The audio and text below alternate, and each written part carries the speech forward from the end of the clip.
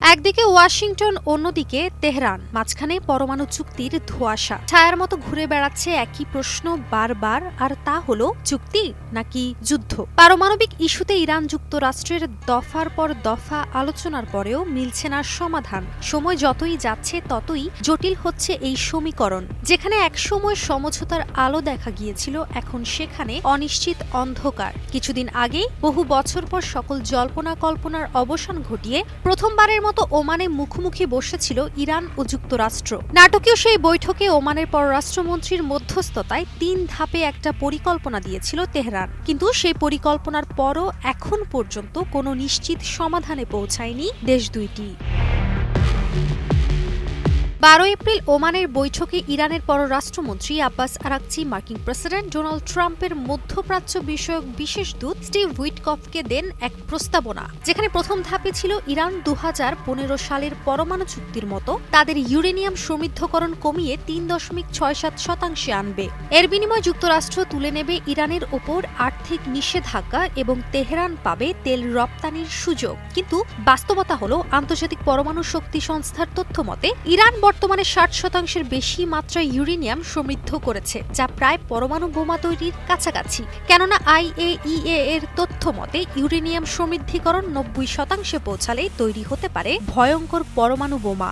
এছাড়াও দ্বিতীয় ধাপে যুক্তরাষ্ট্র যদি বাকি নিষেধাজ্ঞাগুলো তুলে নেয় এবং ইউরোপীয় মিত্রদের যেমন ব্রিটেন, ফ্রান্স ও জার্মানিকে রাজি করায় জাতিসংঘে ইরানের বিরুদ্ধে না যেতে, তবেই স্থায়ীভাবে উচ্চমাত্রার সমৃদ্ধকরণ ছাড়বে তেহরান। তৃতীয় ধাপে ইরান তাদের সমৃদ্ধ ইউরেনিয়াম অন্য দেশে পাঠাবে এবং জাতিসংঘ পর্যবেক্ষকদের পুনরায় দেশে প্রবেশ করতে দেবে, যা ২০২১ সালের ফেব্রুয়ারি থেকে বন্ধ ছিল।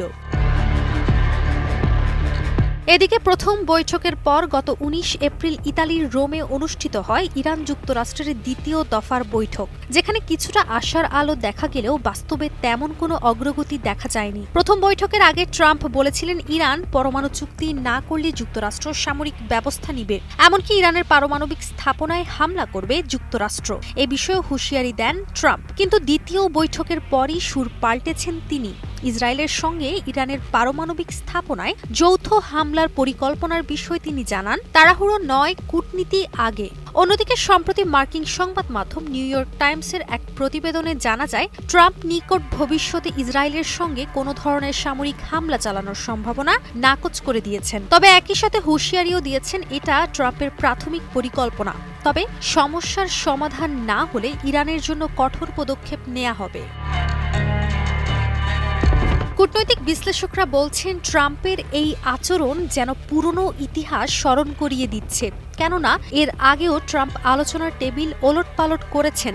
২০১৮ সালে তিনি একতরফাভাবে ছিঁড়ে ফেলেন JCPOA, যেটা ছিল ২০১৫ সালের বহুপাক্ষিক পরমাণু চুক্তি, যা ছিল ওবামা প্রশাসনের। তেহরান তখন বলেছিল যুক্তরাষ্ট্রের বিশ্বাস নেই। সময় বদলেছে পরিস্থিতিও। কিন্তু বর্তমান প্রেক্ষাপটে ইরানের সরাসরি আলোচনায় বসতে না চাওয়া যেন প্রকাশ করে যুক্তরাষ্ট্রের প্রতি তেহরানের এখনও অবিশ্বাস। যদিও ইরান দাবি করছে আলোচনায় বসার কারণ চাপ নয়, বরং চুক্তির বিষয়বস্তুতে সম্মতি। উইটকফ প্রথম বৈঠকে ইরানের ৩.৬৭% নামার প্রস্তাবকে স্বাগত জানালেও পরে পিছু হটেন। এ বিষয়ে আরাকচি বলেন, উইটকফ নিজেই নিজের কথা রাখেননি। ইরান যুক্তরাষ্ট্রের এই টানাপোড়েনের মাঝেই প্রশ্ন জাগে, যুক্তরাষ্ট্র কি সত্যি চুক্তি চায়? উইটকফের মতে যদি চুক্তিও হয়, সেটা হবে ট্রাম্প প্রশাসনের নিজস্ব চুক্তি, ওবামার পুরনো চুক্তি নয়। বিশ্লেষকরা বলছেন, মধ্যপ্রাচ্যে আগের সামরিক অভিযানগুলো যুক্তরাষ্ট্রের জন্য কোনো সম্মানজনক সমাপ্তি বয়ে আনেনি। এমনকি নির্বাচনী প্রচারণীতে ট্রাম্প বারবার ২৪ ঘন্টার মধ্যে যুদ্ধ থামানোর কথা বললেও এখন পর্যন্ত ইউক্রেনের শান্তি আসেনি, গাজায়ও রক্ত ঝরছে। প্রাণ সসের মাখামাখি টেস্ট নুডলসকে করে তোলে আরো ইয়ামি, আরো জোস। প্রাণ সসের।